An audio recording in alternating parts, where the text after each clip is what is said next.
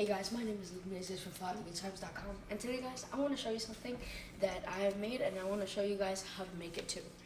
So, as you guys can see, I have a freshwater aquarium here.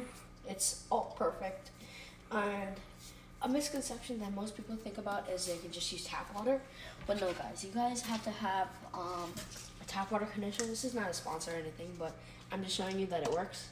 It's tap water conditioner. Another type of good tap water conditioner that I most of the time use is prime water conditioner. This is a good way to get rid of the chlorine that's in your water, so it makes it fish friendly. Also, after you let the tank run and let the chlorine become zero, to speed up the process, instead of waiting 6 weeks, add some bacteria. This is ammonia and nitrite. So this rapidly reduces the ammonia, but you have to have ammonia source. This is the misconception that most people have, that you can just put some bacteria in and just let it run for 4 weeks. No, you have to add an ammonia source. So usually you start maybe 1 tetra or something like that. But what this does is this creates ammonia source that the bacteria will eat off of, create nitrite, and the nitrifying bacteria will eat that and create nitrate.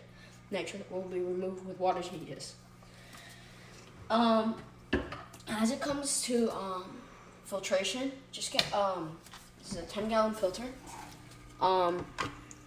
As you guys can see, there's a filter pad and a carbon filter core sponge.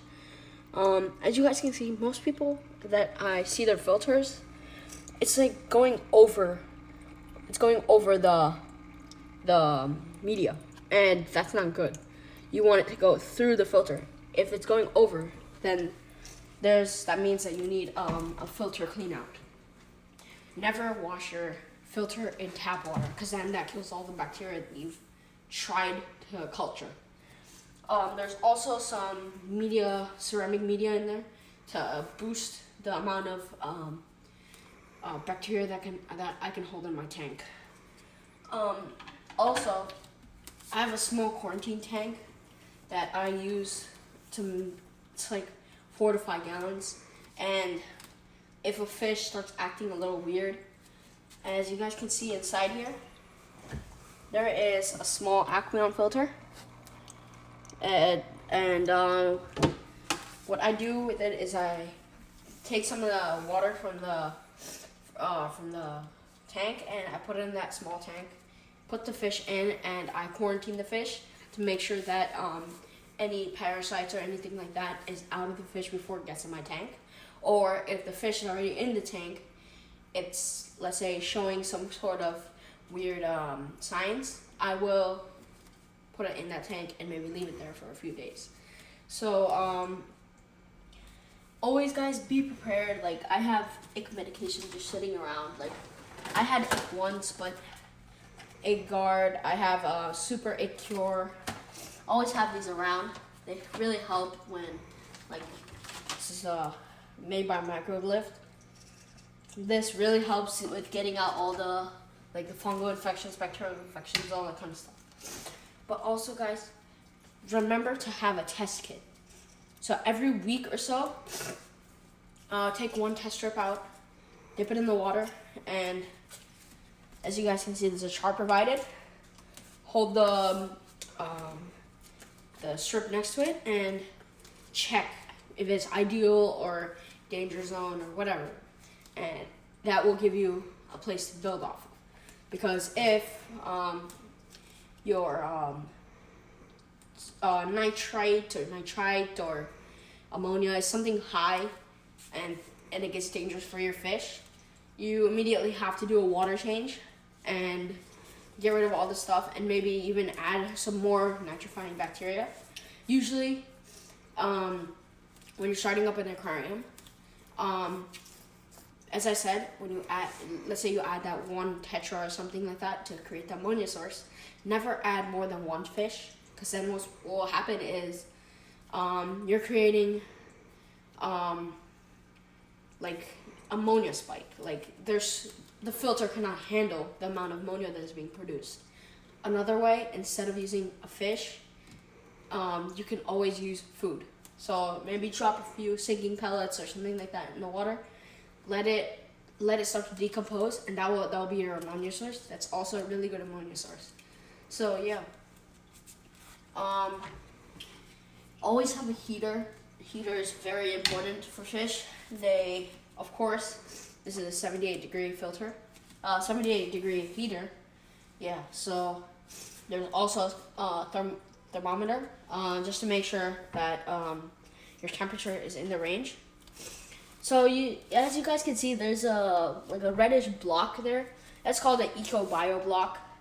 And what this does is this houses bacteria and clears cloudy water. Because what happened was my water was a little bit cloudy after I did a water change, and this was actually a bacterial bloom because there was too much bacteria in the water. So and they needed to be housed somewhere. So I bought one of those eco-bio blocks, and now, as you guys can see, my water is crystal clear. Yeah, so that helps. As you guys can see, I have 4 tetras, a dwarf gourami. There are 2 coolie loaches in there. They're in there. They look like eels.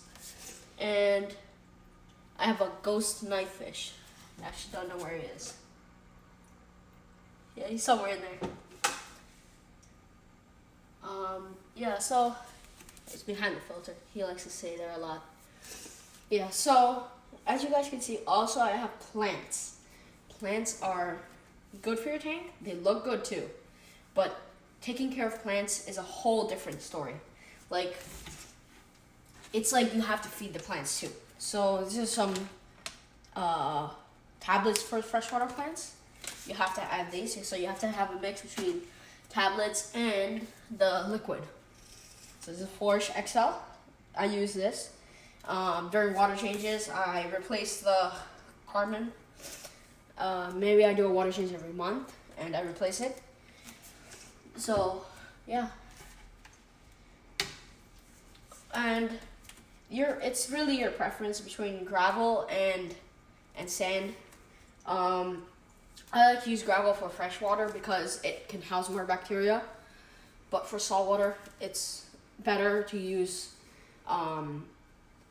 sand because there's a lot of marine creatures that can stir up a sand bed. So, yeah.